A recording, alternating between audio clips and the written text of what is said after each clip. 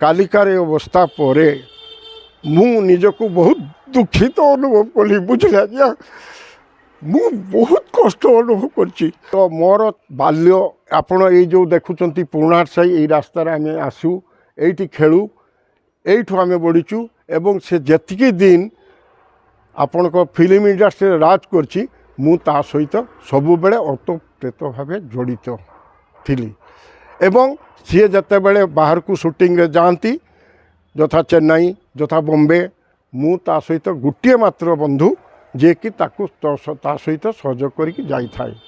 कालिकार अवस्था पर मु निजको बहुत दुखित अनुभव कली बुझले आज्ञा मु बहुत कष्ट अनुभव करछि। काली मो सांग देह खराब शुणी मु निजको असंभाल मन कली मु कहीं पहुँची पार्ली नहीं। मु केवल भगवान को पाखरे प्रार्थना करिया को जाई अम्बिका माँ को पाखरे मु जानी सी जिते बड़े बारिपदा आसे आमे दुई बंधु अम्बिका माँ को पाखु जाऊ सी प्रार्थना करी भुवनेश्वर जाती है।